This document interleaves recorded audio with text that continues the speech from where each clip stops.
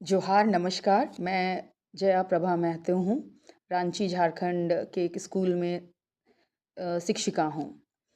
हमारे विद्यालय में कल कारगिल विजय दिवस मनाया गया, जिसमें कक्षा 6 से 8 के बच्चों ने हमारे वीर सैनिकों के वीर गाथा कही, जिसमें पद्मपाणि आचार्य जी में से एक हैं। और किसी तरह मैं एक कॉन्टैक्ट में हूँ कर्नल पंकज जी के। उनको मैंने शेयर किया और मुझे पता था कि कुछ दिन पहले वो आचार्य मिसेस आचार्य से मिले थे, चारुलता आचार्य जी से।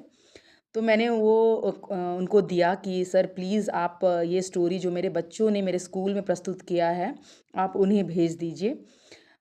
तो वो उनको भेजते हैं और मैम बहुत खुश थी। उनकी हिंदी उतनी अच्छी नहीं थी, पर मैंने रिक्वेस्ट किया था कि वो मेरे बच्चों को संबोधित करें कि उनको कैसा लगा।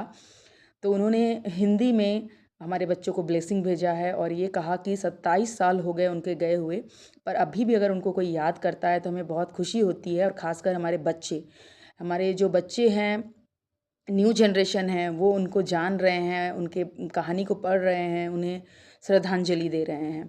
तो हम जो कार्यक्रम कराते हैं, हम कोशिश करते हैं कि बच्चे उन्हें पहचाने भी, उन शहीदों को पहचाने भी। तो हम उन्हें एक प्रिंट आउट देते हैं शहीद की, ताकि वो एक बच्चा उसको पकड़ता है और एक बच्चा स्टोरी नरेट करता है। तो एक जो कनेक्शन जो है वो बच्चे के ऊपर होता है। और कार्यक्रम इस तरह चला और जो मैंने उनकी आँखों में जो खुशी देखी ना, वो बहुत अनमोल, वो मैं नहीं बता सकती। अनमोल का जो अर्थ होता है शायद यही होता है। नमस्ते जया।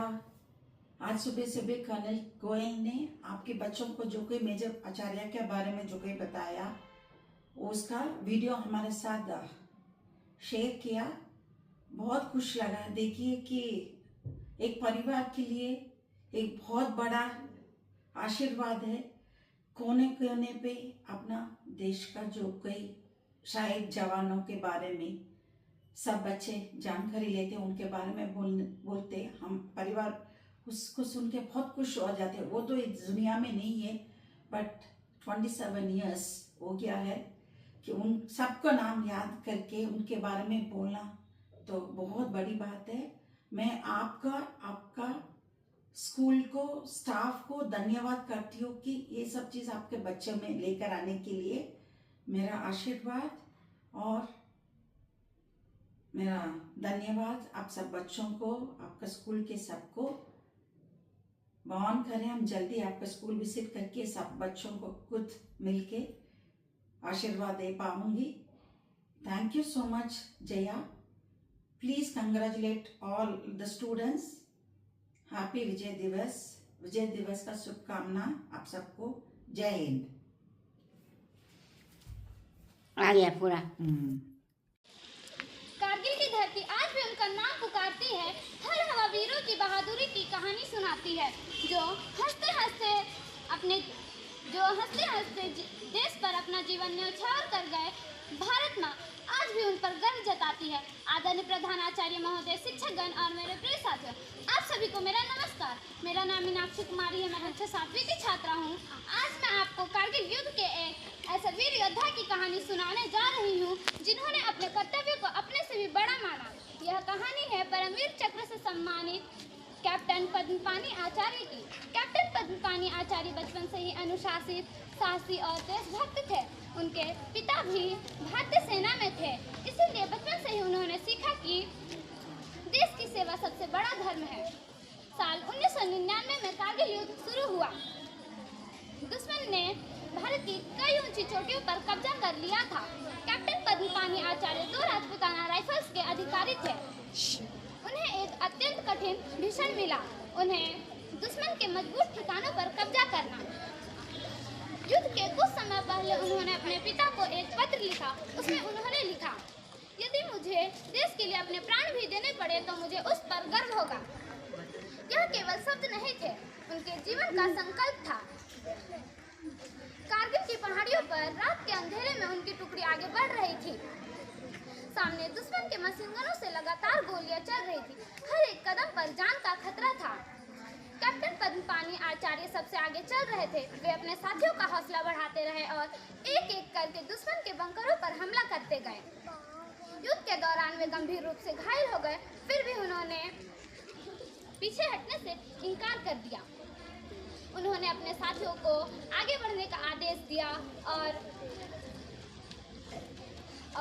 अंतिम क्षण तक लड़ते रहे। उनके अद्भुत साहस और प्रेरित होकर भारतीय सैनिकों ने दुश्मन के ठिकानों पर कब्जा कर लिया।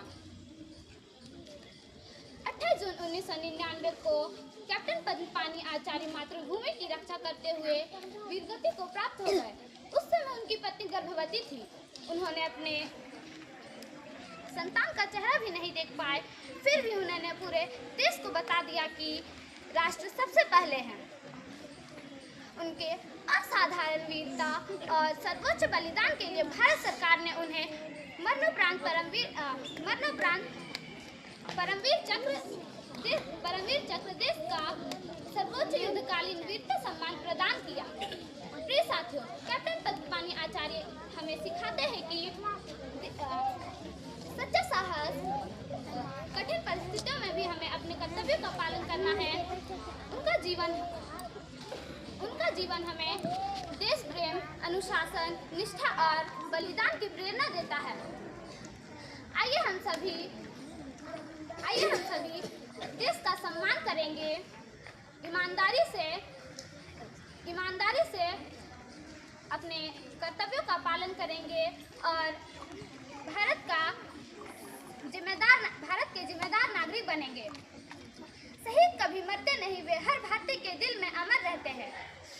ना झुके थे ना झुकेंगे, वीरों की यही पहचान है। तिरंगे की हर लहर में उनका अमर सम्मान है। जो वतन की राह में हंसकर बलिदान दे गए,